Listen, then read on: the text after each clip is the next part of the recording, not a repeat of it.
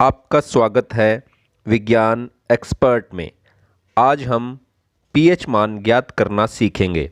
किसी भी विलयन का पीएच मान कितना होता है इसके बारे में हम जानकारी प्राप्त करेंगे। तो पीएच मान किसे कहते हैं? पीएच मान किसी विलयन में उपस्थित हाइड्रोजन आयन की सांद्रता ज्ञात करने के लिए जिस स्केल का प्रयोग किया जाता है उसे पीएच स्केल कहते हैं। यदि किसी विलयन में हाइड्रोजन आयन की सांद्रता कितनी है उसके लिए हम जिस स्केल का प्रयोग करेंगे उसे हम पीएच स्केल कहते हैं। तो जो पीएच स्केल का मान है वो हमेशा 0 से लेकर 14 तक होता है। तो हम इसको लिख सकते हैं पीएच स्केल का परिसर।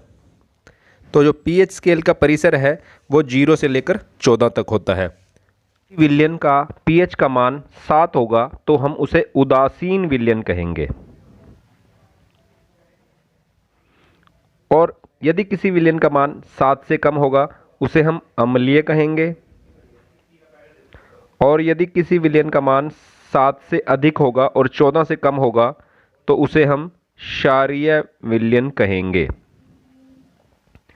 तो 7 हम उदासीन के लिए प्रयोग करते हैं पीएच का मान। यदि किसी विलयन का मान 7 से कम होगा तो वो अम्लीय विलयन होगा, और 7 से अधिक और 14 से कम है तो वो क्षारीय विलयन होगा। तो हम एक प्रश्न के द्वारा इसको समझने की कोशिश करते हैं। हमारे पास प्रश्न है, आपके पास 3 विलयन ए, बी एवं सी हैं जिनका पीएच का मान क्रमशः 4, 7 एवं 10 है। उपरोक्त में से कौन सा विलयन अम्लीय होगा? तो हम इसको इस प्रकार हल करते हैं। हम विलयन लिखते हैं ए, उसका पीएच का मान, तो ए का पीएच मान है 4, बी का पीएच मान है 7 और सी का पीएच मान है 10। अब हम देखते हैं कि जो बी विलयन है उसका पीएच का मान 7 है तो ये उदासीन है। तो हमने अम्लीय विलयन बताना है। तो अम्लीय विलयन हमें पता है कि जो 7 से कम होता है वो अम्लीय विलयन होता है। तो जो ए विलयन है वो अम्लीय विलयन है, और जो सी विलयन है वो क्षारीय विलयन है, क्योंकि वो 7 से अधिक है। 7 से अधिक क्षारीय विलयन होता है। तो हमने अम्लीय विलयन बताना है तो हमारा आंसर आ जाएगा ए। तो हम बता सकते हैं विलयन ए अम्लीय है, इसका मान 7 से कम है। तो हम बता सकते हैं कि जो विलयन ए है वो अम्लीय होगा और उसका मान 7 से कम है, इसलिए वो अम्लीय है। हम अगला प्रश्न देखते हैं। हमारे पास 3 विलयन दिए हुए हैं, विलयन ए, बी और सी। तो इनका पीएच मान है 4, 7 और 10। तो अब जो विलयन बी है उसका पीएच का मान 7 है तो ये उदासीन विलयन है, तो हम लिख देते हैं उदासीन। विलयन ए का मान 7 से कम है तो ये अम्लीय विलयन है, तो हम लिख देते हैं इसे अम्लीय।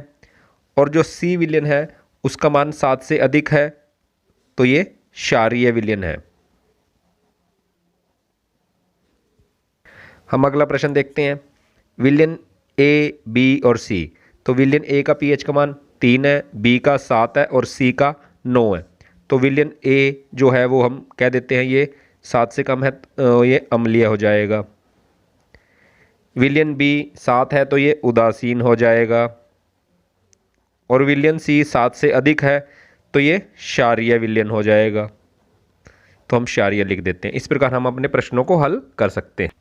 अब जो हमारा तीसरा प्रश्न है तो इसमें हमने दुर्बल अम्ल, दुर्बल क्षार, प्रबल अम्ल और प्रबल क्षार के बारे में बताना है। तो हम देखते हैं कि जो हमारा डी विलयन है उसका पीएच का मान 7 है तो हम इसको उदासीन लिख देते हैं। हमें पता है कि जिसका पीएच का मान 7 होगा वह उदासीन विलयन होता है। अब 7 से कम 4 भी है और 1 भी है, तो ये दोनों कैसे विलयन है? ये दोनों अम्लीय विलयन है। तो जो 7 से नज़दीक है वो दुर्बल अम्लीय है, और जो 7 से दूर है वो प्रबल अम्लीय है। यानी कि जो 0 के नज़दीक होगा वो प्रबल अम्लीय होगा, और जो 0 से दूर होगा वो दुर्बल अम्लीय होगा। तो हम एक को लिख देते हैं प्रबल अम्ल। तो हमारा जो विलयन बी है वो प्रबल अम्ल होगा, और जो हमारा विलयन ए है वो दुर्बल अम्ल है। इसी प्रकार हम क्षार के बारे में जानकारी प्राप्त करते हैं कि जो ये सी विलयन और ई विलयन ये दोनों 7 से बड़े हैं, 7 से अधिक हैं, तो ये दोनों क्षारीय विलयन हैं। तो जो 7 से नज़दीक है वो दुर्बल क्षारीय है और जो 7 से दूर है वो प्रबल क्षारीय है। तो जो ई विलयन है वो हमारा दुर्बल क्षारीय है और सी विलयन जिसका पीएच का मान 11 है वो प्रबल क्षारीय है।